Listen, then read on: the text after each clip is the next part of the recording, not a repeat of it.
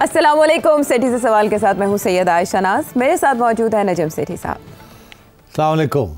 Sir सब बड़ी पेशरफ्त हो गई है। कल आपसे ट्रम्प कार्ड जी जी तुम हमेशा बैड न्यूज़ के साथ शुरू करती हो। मैंने तो अभी जिक्र ही नहीं किया कि नहीं, मगर हमेशा की बात है ना। तुमने आज भी बैड न्यूज़ कोई ना कोई, इमरान खान, बुशरा बीबी, फलाना टिंगड़ा, मतलब ये सारा वक्त यही बैड न्यूज़, कोई अच्छी खबर नहीं है हमारे पास। आप सियासी खबरों से उकता गए। मुझे मैं थक गया हूँ, मेरा ख्याल है सारी कौम थक गई है, क्योंकि कुछ होता तो है नहीं। ऊपर नीचे ऊपर नीचे ऊपर नीचे, धमकियाँ धमकियाँ धमकियाँ। अब तो होने जा रहा है। अब तो 2 मुतालबात सामने आ गए हैं, डिमांड नोटिस आ गए। तुम फिर शुरू होने वाली। नहीं, अब फाइनल कॉल के बाद कोई ना कोई कार्ड तो आना था ना सामने। मेरा ख्याल है कि मैं फिर गुड न्यूज़ दूँ आपको। क्या यार, कोई थोड़ी सी गुड न्यूज़ होनी चाहिए। सियासी मैदान से तो नहीं होगी। सियासी मैदान से तो नहीं होगी, तो फिर खेलों के मैदान से आपको गुड न्यूज़ देते हैं। चैंपियंस ट्रॉफी होने जा रही है। अच्छा, और वो हाइब्रिड मॉडल ही होगा। इंडिया यहाँ नहीं आएगा। इंडिया के मैचेस दुबई में होंगे और हमारे और बाकी सारे यहाँ होंगे। ठीक। और कुछ छोटे मोटे डिटेल्स हैं जो अभी वर्कआउट हो रहे हैं अभी तक, इसलिए पीसीबी ने अनाउंसमेंट नहीं की। अच्छा। वो भी हो जाएगी, आईसीसी भी कर देगा। और उसके बाद ये भी होगा कि जब हम इंडिया जाएंगे अगले साल, वहाँ अगले साल एक ख़वातीन की चैम्पियनशिप है आईसीसी की, एक ओडीआई सीरीज़ है, एक T20 सीरीज़ है वर्ल्ड कप। तो हम भी इंडिया में नहीं खेलेंगे। अच्छा। और हमारे मैचेस भी किसी थर्ड कंट्री में होंगे। एंड अल्लाह खैर सल्ला, और ऐसी काम चलेगा 2-3 साल, तो फिर आगे जाके देखा जाएगा। उस वक्त तक उम्मीद है कि हुकूमतें जो हैं वो they might have kissed and made up, और अगर ऐसे हुआ तो फिर भी normal cricketing relations can be restored. मगर अब तक तो जो सूरत हाल है उसमें तो कोई चांस नहीं है। इसलिए हाइब्रिड मॉडल ही एक्सेप्ट होगा और वो दोनों के ऊपर लागू होगा। अच्छा, ये आप बहुत पहले प्रेडिक्शन कर चुके थे। मैंने तो कहा था यही एक सोल्यूशन है। तो आपने क्या कहा था? वो सुना देना ताकि क्या तारीख थी, कब क्या कहा था? जो मैंने कहा था वही हुआ, और ब्रेकिंग न्यूज़ भी मैंने ही दिया। फिर मैं आपको सोर्स भी बता दूंगा। इसके बाद सस्पेंस बरकरार रखते हैं। सेठी साहब ने कब क्या कहा? मैं आपको फॉर्मूला दे रहा हूँ। मेरा ख्याल है कि ये फॉर्मूला पुटअप होगा। मैं समझता हूँ कि मोहसिन नकवी साहब को ये प्रपोजल पुटअप करनी चाहिए। ओके।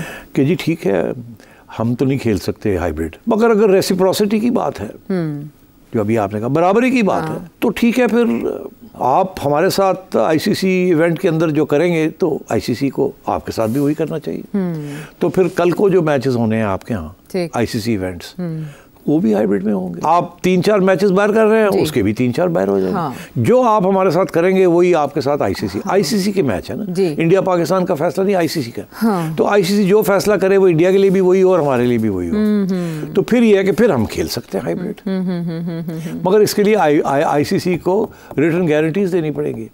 अच्छा, इंडियन मीडिया यही हूबहू रिपोर्ट कर रहा है, और यह आपने आज से ठीक 1 हफ्ता पहले बता दिया था। मैं आपको बताऊं, मोहसिन नकवी साहब ने बड़ी मेहनत की है, डटे रहे हैं, एंड उनकी पॉलिसी कामयाब हुई है। उनको दाद देनी चाहिए। हाँ, उन्होंने कहा था क्रिकेट की जीत होनी चाहिए और पाकिस्तान का भी नुकसान नहीं होना चाहिए। ऐसे ही हुआ। तो ये विन विन है। विन विन है, and all credit to Mohsin Naqvi साहब। नो डाउट, वो दिन रात अनथक मेहनत भी कर रहे हैं स्टेडियम्स के लिए भी, और वहाँ भी उन्होंने मनवाया पाकिस्तान का। आपके ख्याल में शिमला ऊंचा होने की बात है ना, कि पाकिस्तान की बात मानी गई है इस फार्मूले को एक्सेप्ट करके, और इससे इंडिया को क्या नुकसान हो सकता है? वहाँ पर तो मीडिया ये कह रहा है कि इसमें भारत का नुकसान है। नहीं, कोई नुकसान नहीं है, छोटी मोटी फाइनेंशियल इश्यूज हैं। अच्छा। क्योंकि जब इंडिया में मैचेस खेले जाते हैं तो बहुत व्यूअरशिप होती है, और स्टेडियम्स बहुत बड़े बड़े हैं, गेट रिसीट्स ज़्यादा होती हैं। अच्छा। हल्ला गुल्ला ज़्यादा होता है। तो वो और पाकिस्तान इंडिया मैच तो आपको पता ही है, प्रेशर कुकर टाइप होता है। तो इसलिए but at the same time जो ब्रॉडकास्ट है वो तो वैसे का वैसे रहेगा, या आप इधर खेलें या उधर खेलें, डजंट मैटर। अच्छा। हाँ, तो सारा जो रेवेन्यू है वो ब्रॉडकास्टिंग से ही आता है। तो I think all in all it's a great solution, and as I said all credit to Mohsin Naqvi साहब। And what about Jay Shah? यानी उनको मनाना कोई आसान काम नहीं है, मगर क्योंकि लॉजिक और जस्टिस का इशू था, इक्वालिटी का इशू था, तो बड़ा मुश्किल था इसको रेजिस्ट करना।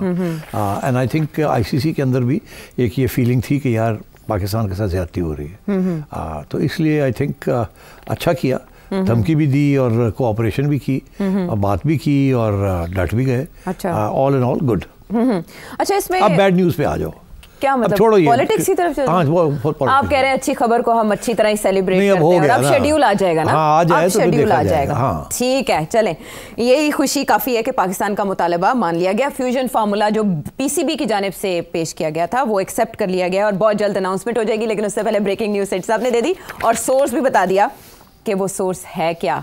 तो अब बैड न्यूज़ तो नहीं, एक नया यार all politics is bad news these days, but it has interest and it keeps you interested. Okay, let's go. Shoot. Actually, final call के बाद सभी ये सोच रहे थे कि इमरान खान साहब अब नेक्स्ट क्या करेंगे। तो नेक्स्ट जो उन्होंने ट्वीट किया है और अलीमा खान साहिबा ने उनसे मुलाकात के बाद आके बताया है, वो उन्होंने अपनी 2 डिमांड्स रखी हैं। अलीमा खान साहिबा की जुबानी सुन ले क्या कह रहे हैं जी। उन्होंने अपने 2 डिमांड्स आगे रखे हैं। एक डिमांड सुप्रीम कोर्ट के जो टॉप आपके 3 जो जजेस हैं सुप्रीम कोर्ट के, सीनियर मोस्ट जजेस के नीचे एक JIT बनाई जाए। JIT 9 मई और 26 नवंबर की तहकीकात करें, उसकी रिपोर्ट छाया करें। और दूसरी डिमांड 9 मई के हवाले से और 26 नवंबर की वजह से जितने पॉलिटिकल प्रिजनर्स जेलों में डाले हैं, इनको रिहा किया जाए। ये 2 डिमांड्स नहीं होती तो फिर इमरान खान ने कहा हम सिविल डिसोबीडियंस की तरफ जाएंगे। अगर इस मुज़ाकरात का एस्टेब्लिशमेंट ऑफर देती, उन्होंने कहा है कि ठीक है, जाके कमेटी बना के दे दी है, वो जाके मुज़ाकरात कर लें। अच्छा सिर साहब, कामरान मुर्तज़ा साहब JUIFA के रहनुमा, बड़े सीनियर सियासतदान हैं, वो कहते हैं पाकिस्तान तहरीक इंसाफ बहुत बड़ी गलती करने जा रही है। और आपको तो याद होगा 2014 में भी बिल जलाए गए थे, सिविल नाफरमानी की तहरीक का इंदिया दिया गया था। ये वाकई अपने लिए मुश्किलात बढ़ाएंगे या हुकूमत के लिए? नहीं तो आई थिंक तुम आगे नहीं चली गई। क्या पहले तो ये नहीं डिस्कस करना कि उसके क्या मांग रहा है वो, फिर आप आए ना ये सिविल डिसोबीडियंस की तरफ। हाँ, उन्होंने ये कहा कि जुडिशल कमीशन बनाए और दूसरा ये कि अंडर ट्रायल कैदियों की रिहाई, ये 2 मुतालबात हैं। हाँ, तो अब बात ये है कि जुडिशल कमीशन बनाने में तो कोई हर्ज नहीं है, होनी भी चाहिए। मगर सियासी कैदियों को कैसे रिहा किया जा सकता है विदाउट ट्रायल? या बेल के लिए अप्लाई करें तो रिलीज़ हो जाएंगे। तो ये कहना कि जी 100 के सियासी कैदी है या 200 सियासी कैदी है, उनको यूनिलैटरली रिलीज़ कर दिया जाए, अब मेरा ख्याल है रिलीज़ हो जाएंगे as part of a deal. मगर एज एन अनकंडीशनल डील तो नहीं हो सकते ना। तो इसलिए बिकॉज अगर वो उनको पकड़ के ले गए हैं तो जाहिर है उनके ऊपर चार्ज लगा है, FIR बन गई होगी ना अभी तक। तो अब FIR डिस्चार्ज तो नहीं होगी, वो तो बेल लेनी पड़ेगी, फिर आगे जाके देखना पड़ेगा। हाँ, सो ही शुड हैव सेड कि जी वो बेल के लिए अप्लाई कर रहे हैं और इनको गवर्नमेंट को रेजिस्ट नहीं करना चाहिए बेल के लिए। अच्छा। सो बट इन प्रिंसिपल तो डिमांड इज़ फेयर। अच्छा, just as a demand for judicial commission is fair. हाँ, लेकिन देखिए एक तरफ वो 9 मई और 26 नवंबर के वाक़यात की तहकीकात के लिए जुडिशल कमीशन का मुतालबा कर रहे हैं, तो वो कमीशन तहकीकात करता रहे और तब तक तो वो ये समझते हैं कि ये जो सारी अरेस्ट हैं ये बेबुनियाद हैं, ये बेजा हैं। तो जुडिशल कमीशन की तहकीकात तक तो रिहाई अंडर ट्रायल कैदियों की बकौल तहरीक इंसाफ होनी चाहिए। बात यह है कि कैदी जो होते हैं, जो सियासी कैदी होते हैं, जब भी नेगोशिएशंस होती हैं तो ये पहला डिमांड ये होता है कि सियासी कैदियों को रिहा कर दिया जाए, गुड विल जेस्चर। और क्योंकि उनको गिरफ्तार भी इसीलिए किया जाता है because they are political people और वो किसी मुहिम का हिस्सा होते हैं and so on and so forth, protest का हिस्सा होते हैं। तो मेरा ख्याल है this is a fair demand. But as I said कि अगर FIR काट दी गई हैं तो इनको बेल के लिए अप्लाई कर लेना चाहिए। I am sure they will all be freed. अच्छा, आपके ख्याल में ये अपनी इंटेंसिटी में एक सख्त डिमांड है सिविल नाफरमानी की तहरीक चलाने का? हाँ, आइए अब दूसरी बात जो सिविल डिसोबीडियंस, ये मैं समझता हूँ ये एक बात करनी नहीं चाहिए थी उनको। एक तरफ वो एक डिमांड कर रहे हैं और फिर साथ ही थ्रेट कर रहे हैं। ये नेगोशिएशन के अंदर ये जो थ्रेट वाली बात होती है ना, इसको पीछे रखना पड़ता है। अगर आपसे कोई नेगोशिएशन करने जा रहे हैं और आप कहें ये करें, नहीं तो मैं ये कर दूंगा, तो फिर वो दूसरा बंदा कहता है फिर कर ला। तो ये जो है ना सिविल डिसोबीडियंस की, ये एक पत्ता इस वक्त नहीं चलना चाहिए था। इस वक्त ये चाहिए था कि मेरे डिमांड्स ये हैं कि आप एक जुडिशल कमीशन बनाएं जो कि हमें एक्सेप्टेबल हो, और एक ये कि जो सियासी कैदी हैं उनको फौरी तौर पर रिहा किया जाए। और इनको चाहिए था उनकी लिस्ट भी बना के दे देते कि ये सारे जो लोग हैं इनको हम समझते हैं ये सियासी कैदी हैं। अच्छा, इनको आप रिहा करें। और उसके बाद हम सारे स्टेक होल्डर्स जो है उनके साथ बातचीत करने के लिए तैयार हैं आगे कैसे बढ़ना है। अच्छा। मगर ये कह देना कि अगर आप ये नहीं करते तो मेरे पास एक और पत्ता है, मैं वो करूँगा, आई think that was it's bad tactics.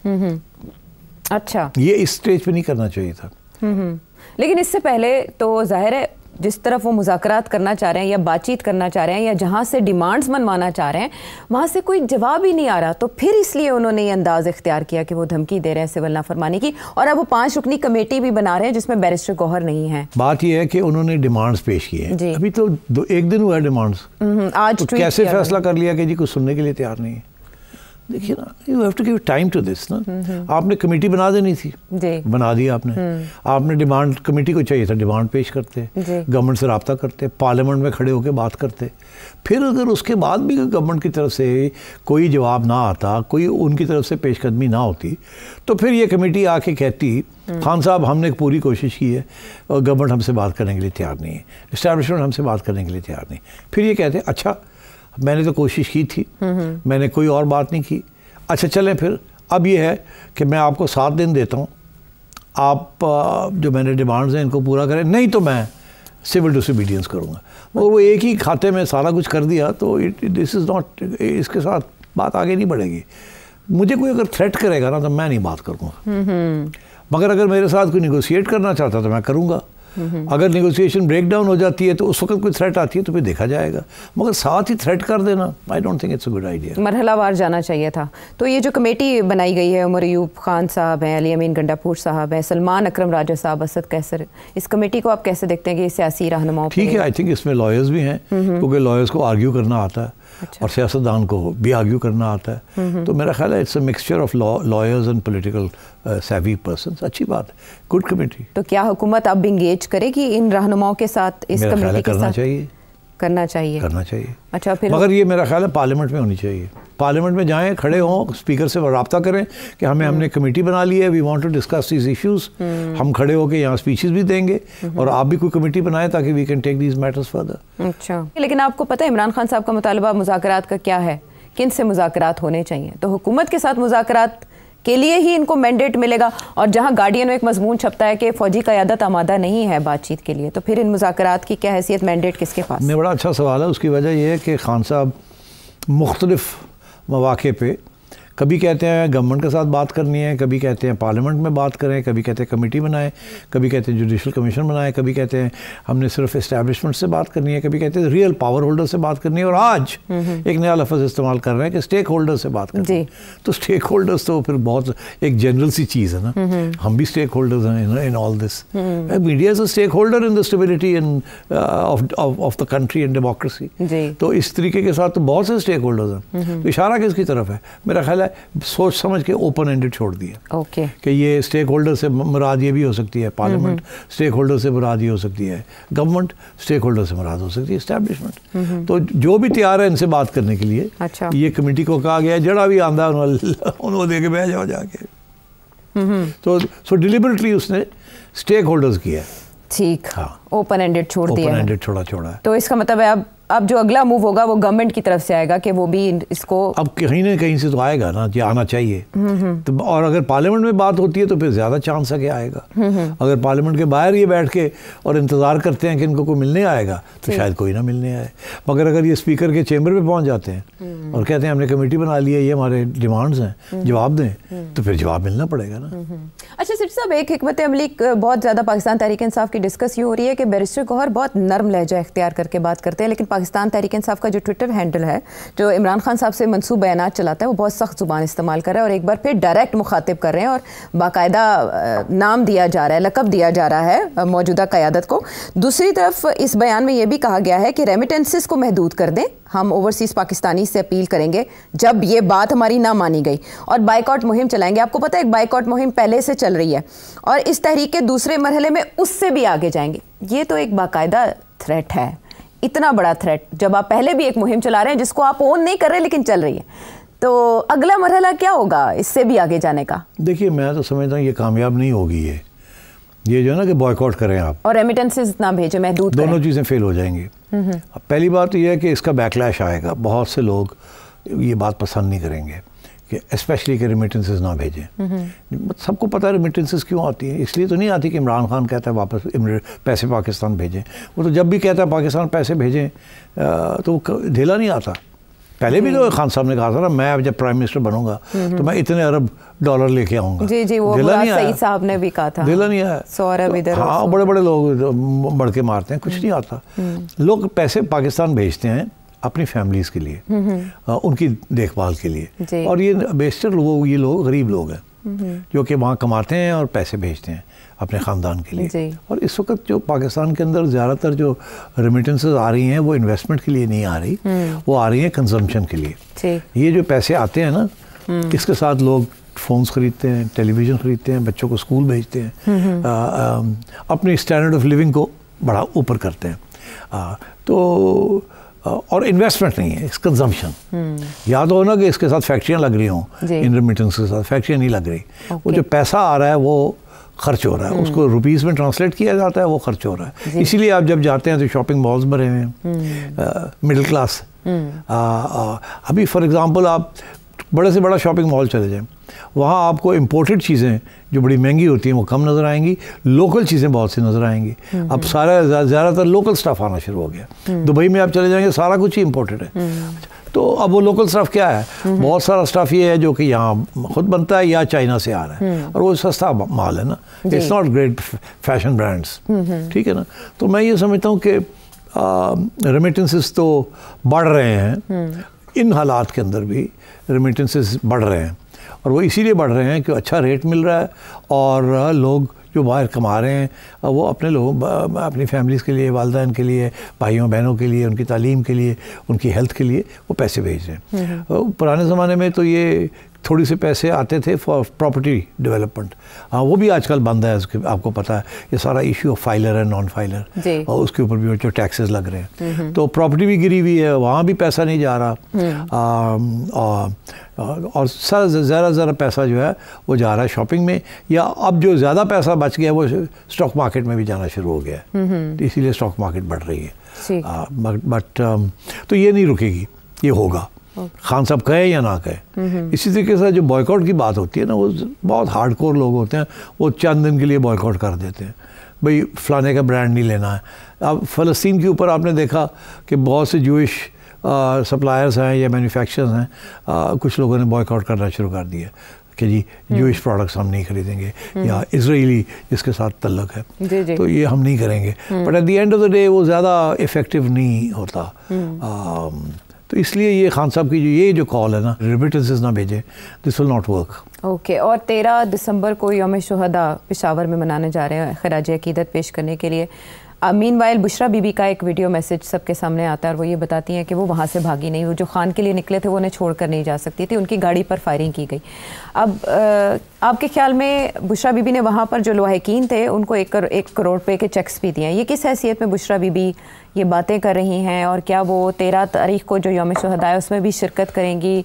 क्या PTI में कोई बड़ी सर्जरी होने जा रही है? क्योंकि उनसे मंसूब ये बयानात भी चलाए जा रहे हैं कि लीडरशिप डी चौक से क्यों गायब थी, इसकी तहकीकात होंगी। और बानी को मुझे एक बात समझ नहीं आई, डी चौक तो पहुंचा ही कोई नहीं। आम लोग जो इस्लामाबाद के थे या कुछ थोड़े लोग जो आए थे वो तो कोई पहुंच गए होंगे डी चौक, मगर ज़्यादातर लोग तो कम से कम 3-4 मील दूर थे, या उससे भी ज़्यादा दूर थे। 1.5 किलोमीटर कह रहे हैं, 1.5-2 किलोमीटर, तो मतलब दैट्स डिफरेंट। अब बुशरा बीबी कहती है वो डी चौक थी, तो हमें तो नहीं पता इस बात का, ये तो पहली दफ़ा मैंने सुना है कि वो कह रही है मैं डी चौक पहुँच गई थी। पहले तो यही सुना था कि वो डी चौक से काफ़ी दूर हैं, वो सेंटोरस मॉल है या वहाँ प्लाजा है या वहाँ कहीं पहुँची हुई हैं, और वहाँ से फिर जब चली गई तो चली गई वहाँ से। अब वो कह रही हैं मेरी गाड़ी पे भी फायरिंग हुई है। फिर वो एक वीडियो चल रही है जिसमें ये कंटेनर से उतर रही हैं और वो फिर गाड़ी में बैठ रही हैं, उसके बाद कंटेनर जल रहा है। अब वो पता नहीं वो सही वो फेक है या नहीं है, कोई पता नहीं क्या है वो क्या नहीं है, तो इस किस्म की कन्फ्यूजन है। मगर अब बुशरा बीबी ने पहली दफ़ा कहा मैं तो डी चौक पहुँच गई थी, मगर ये this is not so important. What is important, उन्होंने जो इल्ज़ाम लगाया है वो ये कह रही हैं कि जी वहाँ तो कोई नहीं था, सब भाग गए थे, मुझे छोड़ के अकेला छोड़ के भाग गए थे। और वो अपने लीडर्स के ऊपर इल्ज़ाम है, आम आवाम के ऊपर नहीं है। अच्छा, हाँ, लीडरशिप के ऊपर है कि मैं अकेली रह गई थी, लीडर्स कहाँ थे।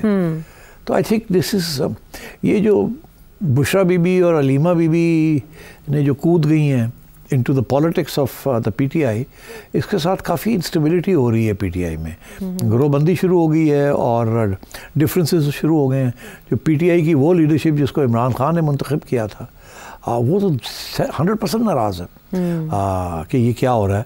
हम वी वर द लीडर्स, हम सब कुछ थे, और हमें तो ये दोनों खातून जो हैं इन्होंने हमें बाईपास कर दिया, और खान साहब जो हैं वो हमारा साथ नहीं दे रहे। खान साहब भी तो चुप है ना किस्म जी, वो ट्वीट्स में भी बुशरा बीबी की हिमायत कर रहे हैं। बैरिस्टर गौहर के बारे में ये कहा जा रहा है कि उन्होंने ब्रीफ ठीक नहीं किया या वो हक़ाइक़ से आगाह नहीं थे बैरिस्टर गौहर। अच्छा, तो मतलब है कि PTI में आपको बताऊँ, PTI के अंदर बहुत फूट पड़ी हुई है। अच्छा, ये कोई छुपी हुई बात नहीं है, सबको पता है। इसकी जो मेन रिस्पॉन्सिबिलिटी है वो खान साहब खुद है। मैं समझता हूँ खान साहब चाहते ही हैं कि इस तरीके से ये पार्टी रहे कि जब चाहें वो इसको जिस तरफ चाहें ले जाएं। अगर लचक दिखानी है तो ऐसे लीडर्स पर रखे हुए हैं जो लचक दिखाते हैं जब ज़रूरत पड़ती है। फिर अगर थोड़ी सी हार्ड लाइन लेनी हो तो ऐसे लीडर्स रखे हुए हैं जिनको आगे कर दिया जाता है, वो शोर शराबा करना शुरू कर देते हैं। अगर इस्टेब्लिशमेंट के साथ बात करनी है तो ऐसे लीडर्स हैं, उनको थोड़ी सी अहमियत दे दी जाती है, चलो बात करो। तो इसके अंदर फिर आप देखिए ना, गंडापुर साहब हो गए, बैरिस्टर सैफ हो गए जी, ऐसे लोग हैं। फिर एक दो और बैरिस्टर्स हैं, ठीक है ना, तो उनका एक जॉब लगा हुआ है। इसी तरीके के साथ फिर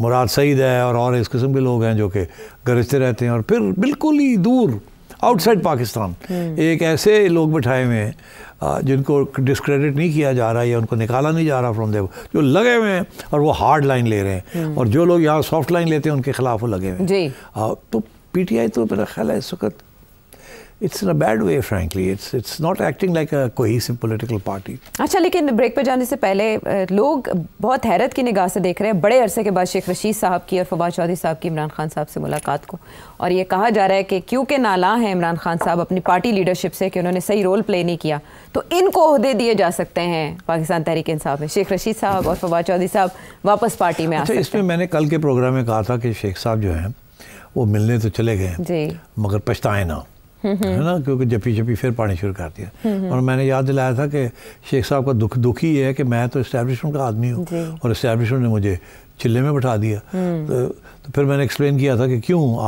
आपने गलत फहमी थी, आप इस्टेब्लिशमेंट के ज़रूर बंदे हैं जी, मगर आपने ये डिस्टिंक्शन नहीं क्रिएट की between the leader of the establishment and the establishment. Establishment permanent होती है, चीफ्स आते जाते हैं, ठीक है ना, इंस्टीट्यूशन तो परमानेंट है ना जी। तो ये साहब जो थे ही वाज ऑलवेज इंस्टीट्यूशन के आदमी जी जी, मगर इन्होंने, और जब इंस्टीट्यूशन एक चीफ के साथ खड़ी होती थी तो इनके लिए फ़र्क नहीं था। मगर यहाँ क्या हुआ कि इमरान खान और चीफ के आपस में दरम्यान में प्रॉब्लम हो गए। तो इन्होंने सोचा कि मैं इमरान खान और इस्टेब्लिशमेंट के साथ खड़ा होता हूँ, चीफ के साथ नहीं होता। ये भूल गए एक एलिमेंट्री प्रिंसिपल कि फ़ौज के अंदर चीफ इज़ एवरीथिंग। आपके दिल में जो भी हो, order is order, chief is chief, ठीक। तो इसलिए ये भूल गए कि इनको चीफ के साथ खड़ा होना चाहिए था। इसका वो मतलब होता कि आप इस्टेब्लिशमेंट के साथ खड़े हैं। इनका ख्याल था मैं इस्टेब्लिशमेंट के साथ खड़ा हूँ और चीफ के खिलाफ मैं इमरान खान के साथ मिलकर चीफ के खिलाफ कार्रवाई करते हैं। वो फेल हो गए ना। अगर कामयाब हो जाते तो बड़ी ज़बरदस्त बात थी, मगर जब फेल हो गए तो फिर चिल्ला काटना पड़ा। तो अब यही है कि अब मेरा ख्याल है ये गलती नहीं करेंगे शेख साहब। अगर ये गलती नहीं करेंगे, इसमें सबक सीख गए हैं और ख़ुद कहते हैं मैं सबक सीख गया हूँ, तो फिर ये इमरान खान को क्यों मिलने गए? क्योंकि ज़ाहिर है चीफ को तो ये बात पसंद नहीं आई होगी। तो फिर शायद कहा गया हो कि जाओ मिल लो, यही इशारा था। तो शायद जाओ मिल लो, जप्पी शप्पी पाओ, हमसे इंस्ट्रक्शंस लिया करो और जाओ अपना रोल अदा करो। खान नू समझाओ, बुशरा बीबी खान नू समझाओ, गंडापुर जी खान नू समझाओ। लाइन लगी हुई है लोग खान को समझाने के लिए, ठीक है, समझिए। एक और आ गया, एक और उसमें आगे फवाद चौधरी साहब भी हैं उसमें। बड़े बड़े लोग हैं, कोई इधर से कोई इधर से कोई उधर से। खान के ऊपर घेराव करने की पूरी कोशिश की, लेकिन अभी तक सब नाकाम ही दिखाई दे रहे हैं। उसकी वजह खान केरेज नहीं आंदा ना, नहीं आंदा, मिसकैलकुलेट किया जा रहा है। खान समझता है कि कौन कौन है, ठीक। अब आपका ख्याल है जब शेख गया उसके पास जफ्फियाँ डालने के लिए, खान को नहीं पता होना कितों आ रहे हैं। बिल्कुल, और ये रिपोर्ट किया शेख रशीद साहब ने कि कम बात हुई उनसे, उमर अयूब साहब से ज्यादा बात करते रहे इमरान खान साहब। स्नब किया ना जी। एक मैसेज दिया इस तरह से। बहरहाल मेरे सवालों के अलावा आपके जो सवाल हैं सेठी साहब से, आप जो जानना चाह रहे हैं वो भी आज के शो में हम खुसूसन शामिल करेंगे। वापस आते हैं ब्रेक के बाद।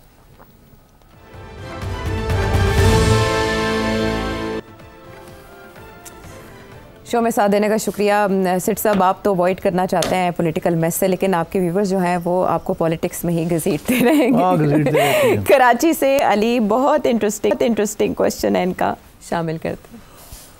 इमरान खान बहुत ही ज़्यादा पॉपुलर है पाकिस्तान में भी, और ओवरसीज़ पाकिस्तानी खुसूसी तौर पर इमरान खान से बहुत प्यार करते हैं। पाकिस्तान की इकॉनमी की जो हालात है वो बहुत बुरी है और नेक्स्ट ईयर हमें अच्छे खासे पैसे देने हैं और काफ़ी मुश्किल टास्क है पैसे इकट्ठे करना। अगर इमरान खान को लेके आते हैं और इमरान खान से कहते हैं कि ठीक है डील कर लेते हैं कि तुम इकोनॉमी को स्टेबल कर लो और हम जो है वो आपके साथ कर लेते हैं मुकमुका जो भी है। इमरान खान की स्पेशलिटी ये है कि वो काफ़ी अच्छे इस तरह के काम कर लेते हैं, तो वो पाकिस्तानी इकोनॉमी को स्टेबल कर सकते हैं अगर उनको बिल्कुल फ्री हैंड दिया जाए और वो ओवरसीज पाकिस्तानियों को पाकिस्तान में इन्वेस्टमेंट के लिए कहें तो ये पॉसिबल हो सकता है। क्या हुकूमत अपनी कुर्बानी देकर ये काम कर सकती है पाकिस्तान के लिए, पाकिस्तान की इकोनॉमी के लिए और पाकिस्तान की स्टेबिलिटी के लिए?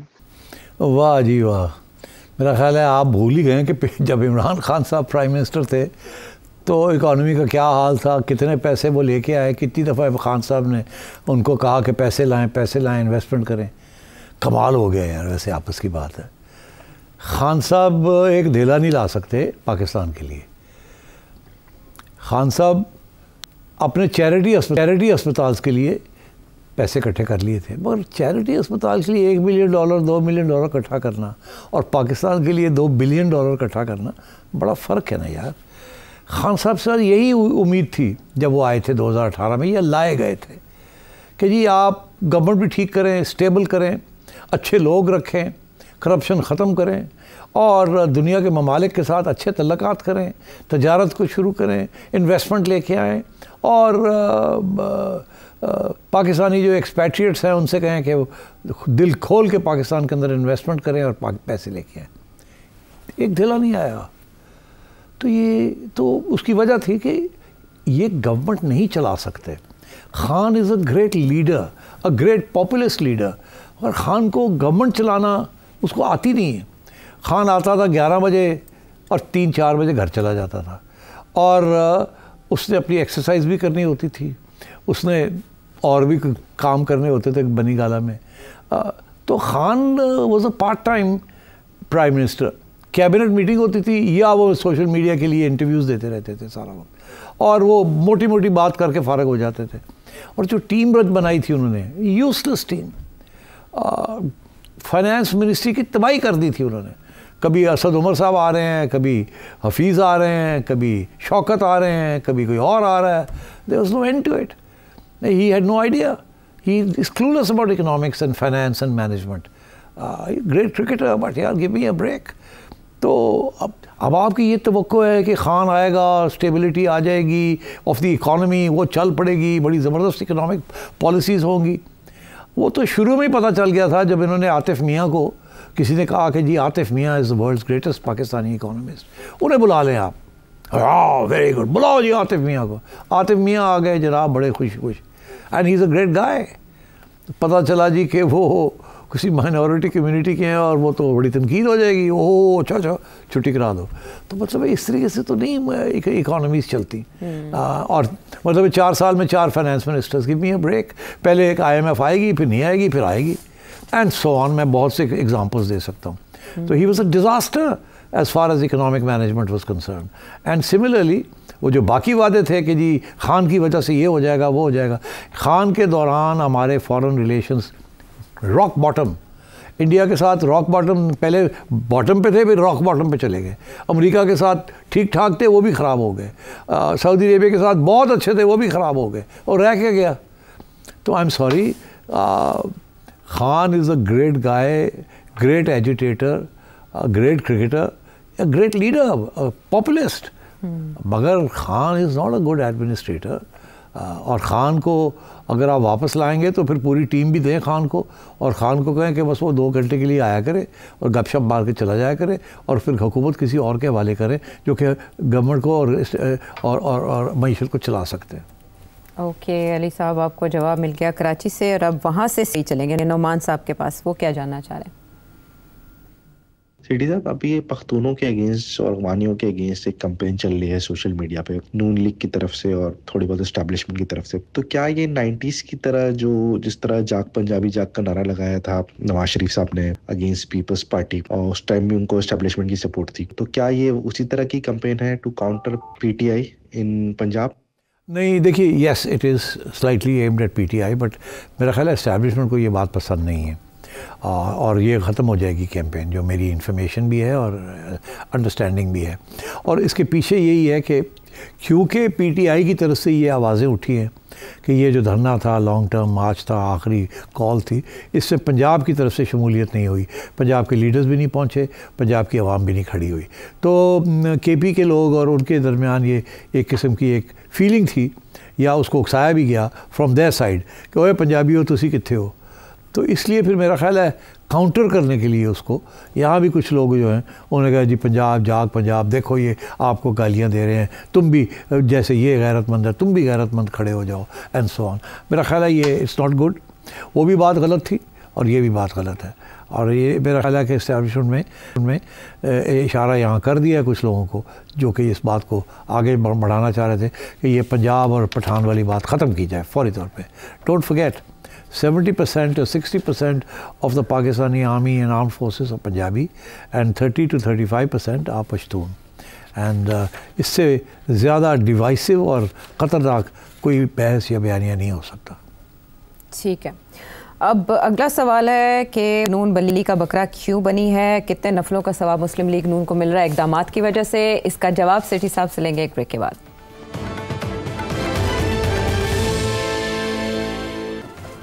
और अब सेठी साहब से सवाल मुनज़्ज़ा यास्मीन साहिबा कर रही हैं इस्लामाबाद से। ये जो कुछ भी हो रहा है इस सब में नून लीग तो सही से बली का बकरा बनी हुई है, हर तरफ से लान तान सुन रही है। पीपल्स पार्टी गवर्नमेंट इत्तेहादी होने के बावजूद मजे से बैठ के सब तमाशा देख रहे हैं। जितने भी पीटीआई के लोग हैं इनको पीपल्स पार्टी में कोई नुक्स नजर नहीं आता है। जब भी गालियां देनी होती है सोशल मीडिया पे भी, वैसे भी इनके यूट्यूबर भी, इनके सहाफ़ी भी, सब सिर्फ और सिर्फ नून लीग को निशाना बनाते हैं। जो भी ये ड्रामा हुआ है 24 नवंबर को, उसमें भी पीपल्स पार्टी का कोई कैरेक्टर नहीं है। तो मेरे ख्याल से सबसे ज्यादा मजे में इस वक्त जरदारी साहब और उनकी पार्टी है। और नून लीग को क्या ऐसी आफत आई थी कि ये गवर्नमेंट बनाते एस्टेब्लिशमेंट करती जो उन्हें करना था, बना लेते पीटीआई वाले गवर्नमेंट। ये सब कुछ इन्होंने अपने गले में क्यों डाला है? मुझे तो कभी कभी तरस आता है इन लोगों के ऊपर कि सब कुछ ठीक करने के उसमें चल रहे हैं, एस्टेब्लिशमेंट के साथ भी बिल्कुल सिंसियर चल रहे हैं, और फिर भी हर तरफ से बेचारे जो है परेशान ही है। एक्चुअली इसका जवाब मैं एक दफ़ा नहीं काफ़ी दफ़ा दे चुका हूँ मुख्तलिफ मौक़े पे। अगर आप चाहें तो मैं एक दफ़ा फिर दोहरा देता हूँ, और थोड़ी सी इसमें इंफॉर्मेशन भी है और कहानी भी है और हकीकत भी है। ये है कि जब ये सब कुछ हुआ तो उस वक़्त जब खान साहब की छुट्टी हुई तो नून लीग के अंदर ही डिबेट चली थी कि फौरी तौर पे इलेक्शन करा लिया जाए या हुकूमत ले ली जाए। और उसमें दो पॉइंट्स ऑफ व्यू थे। एक ये था कि नहीं हुकूमत ले लेते हैं और 6-7 महीने रखेंगे, कुछ हमारे केसेस हैं उनको ख़त्म करवाएंगे, कुछ ये है कि हुकूमत के बेसिस के ऊपर कोई थोड़ी बहुत अपने लिए सहूलतें क्रिएट करेंगे, एक ऐसी प्लेइंग फील्ड क्रिएट करेंगे जो कि थोड़ी सी फेवरेबल हो। तो इसलिए 4-5-6-7 महीने के लिए ले लेते हैं। अच्छा, जो काउंटर आर्ग्यूमेंट था वो ये था कि नहीं, अभी सारा वो IMF वाली चीज़ गले पड़ने वाली है, हम उसका हिस्सा नहीं बनना चाहेंगे, बिकॉज अगर हम बन गए तो बड़ी गड़बड़ हो जाएगी, आवाम हमसे दूर हो जाएगी, फिर ये 5-6 वाली महीने में हम पिट जाएंगे अगर हम इलेक्शन में जाएंगे। इस वक्त खान बड़ा अनपॉपुलर है, हम जीत सकते हैं इलेक्शन फौरी तौर करा के। ये डिबेट चली, उसमें मैं आपको ये बता सकता हूँ कि मियाँ नवाज शरीफ साहब का ये मौक़िफ़ था कि जी अभी इलेक्शन करानी चाहिए। उनको पहले तो जो दूसरी पार्टी थी उन्होंने कहा कि नहीं चलें 1 महीना हमें दे दें, हम 2 कानून करना चाहते हैं, वो पास करके तो हम कर देंगे। वो 2 कानून क्या थे? एक तो ये था कि ये नैब ने हमारे सब गले में फंदे डाले हुए हैं, नैब को थोड़ा सा अमेंड करना है, ये बड़ा ज़रूरी है। और दूसरे भी इसी किस्म का एक और इशू था कि उसको भी कर लें ताकि ये मामला जो है ना उसके बाद हम 30 डेज़ के बाद we'll dissolve the assembly and we'll do the election. मगर फिर एक दफ़ा जब वो इक़्तिदार में आ जाते हैं, कुर्सी में बैठ जाते हैं, मज़े आने शुरू हो जाते हैं, सलूट पड़ने शुरू हो जाते हैं, गाड़ियाँ 30-30 गाड़ियों के ड्राइविंग शुरू हो जाती है, तो फिर दिमाग थोड़ा सा मतलब घूम जाता है। तो मेरा ख्याल है फिर यही हुआ, और फिर नवाज शरीफ साहब ने प्रेशर डाला कि अब बस करो, चलो आओ घर, जल्दी से इलेक्शन अनाउंस करो। और मैं आपको ये बता रहा हूँ एज ऑथेंटिक कि फ़ैसला हो गया, चलो जी ठीक है जी, मियाँ साहब कह रहे थे करो जी। और यहाँ तक मैं आपको बता दूँ कि पॉइंट्स भी लिखे गए हैं शहबाज शरीफ साहब ने किस दिन ये तकरीर करनी है और उसके अंदर कौन से पॉइंट्स उन्होंने बात करनी है। जैसे ये फ़ैसला हुआ और हम चल रहे थे उस तारीख की तरफ, तो खान साहब, इमरान खान साहब एक जलसा लेके कहीं जा रहे थे या आ रहे थे, वहाँ उन्होंने खड़े होकर ऐलान किया कि इस्लामाबाद मैं इस गवर्नमेंट को निकालूंगा, मैं आ रहा हूँ। तो आपको याद है वो एक वीडियो क्लिप था कि खान साहब धमकियाँ दे रहे हैं कि मैं आ रहा हूँ और 25 तारीख को मैं ये कर दूँगा, वो कर दूँगा, मैं गवर्नमेंट को नहीं रहने दूँगा। और किसी ने, शाह महमूद कुरैशी साथ इनके खड़े थे और शाह महमूद कुरैशी साहब ने कोई फ़ोन लिया। फ़ोन लेने के बाद इन्होंने खान साहब को कहा, कोई बात कही, तो खान साहब ने कहा हाँ ठीक है, कौन है, फिर कहा हाँ ठीक है। तो ये धमकी खान साहब ने उस वक़्त दी थी। जैसे ये धमकी दी तो नून लीग वाले जो है उनका सर चकरा गया। उन्हें एक पार्टी जो थी जो रहना चाहती थी गवर्नमेंट के अंदर, उससे दूसरी पार्टी जो मियां नवाज शरीफ की पार्टी थी उसको ये कहा कि देखें अब अगर हमने छोड़ दिया तो खान कहेगा मैंने निकाली है गवर्नमेंट, ये हम अफोर्ड नहीं कर सकेंगे। हमारी इस वक्त आवाम ये समझेगी खान ज़्यादा पावरफुल है और हम कमज़ोर हैं, इसलिए हम इसकी धमकी के अंदर प्रेशर में आ गए। तो ये आर्ग्यूमेंट जो थी ये फिर उन्होंने मियाँ साहब को आगे रखी कि जी हुण नहीं असी जाना, हुण खान ने धमकी देती है तो हुण अगर असी गए तो एक कमज़ोरी होएगी और कमज़ोरी दे विच इलैक्शन विच आवाम ये समझेगी कि वो तकड़ा है, ये दौड़ गए ने, उन्हें धमकी दी थी तो दौड़ गए ने। तो उस वक़्त फिर ये फ़ैसला रिवर्स किया गया कि ठीक है फिर अब वो स्पीच खान शहबाज शरीफ साहब नहीं देंगे और अब हम रहेंगे, आगे जाके देखा जाएगा। वो जो आगे जाके देखने वाली बात थी वही थी कि जी सितंबर नवंबर तक हम रहेंगे फिर देखा जाएगा, मगर वो सितंबर नवंबर में तो फिर कोई और ही बात शुरू हो गई और वो फिर ख़त्म ही नहीं हुई, जिसकी वजह से फिर इनको आगे जाके एक और स्टेज पे इलेक्शन अनाउंस करनी पड़ी और जब वो की तो फिर आपने देख ही लिया कि हशर क्या हुआ। So I think that was the original mistake. अब ये है कि इन्होंने गवर्नमेंट क्यों ली इस वक्त तो ऑप्शन ही कोई नहीं थी। इनको तो कहा गया था कि हम इलेक्शन करा देते हैं, आप आएंगे, आपने गवर्नमेंट चलानी है और IMF प्रोग्राम करना है। अब आप कह रहे हैं कि ये इनको नहीं लेनी चाहिए थी, मगर वो तो बात पहले का फ़ैसला था ना, पहले ना लेते और इलेक्शन करा लेते। अब जब इलेक्शन करा के ये मतलब ये आ गए हैं, अब चारा कोई नहीं था ना, अब तो ये इस्टेब्लिशमेंट की पार्टी बन चुके हैं, ये आवाम की पार्टी तो नहीं है। तो अब ये कि इस्टेब्लिशमेंट की पार्टी है तो फिर जो इस्टेब्लिशमेंट कहेगी वो करना पड़ेगा। अब वो पिटाई हो रही है।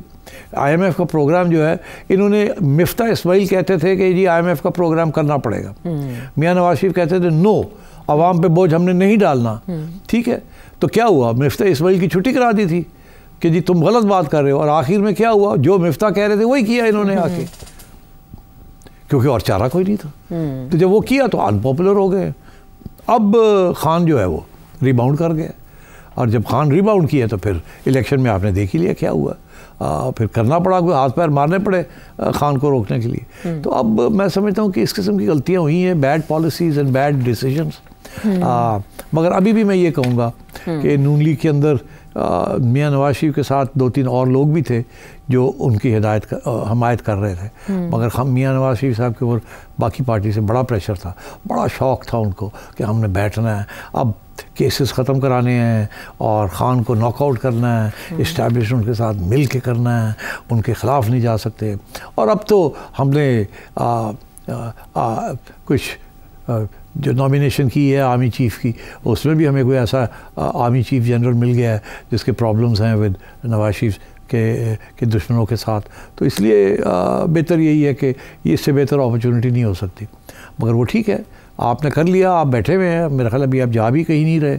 मगर बात यह है कि जब आप आवाम के पास जाएंगे फिर आपको पता चलेगा कि कितनी बड़ी कीमत आपने अदा की है। ये ठीक है, यानी जो इस वक्त मुस्लिम लीग नून बो रही है उसकी फसल इंतखाबात में कटेगी। अगला सवाल अदील का है लाहौर से।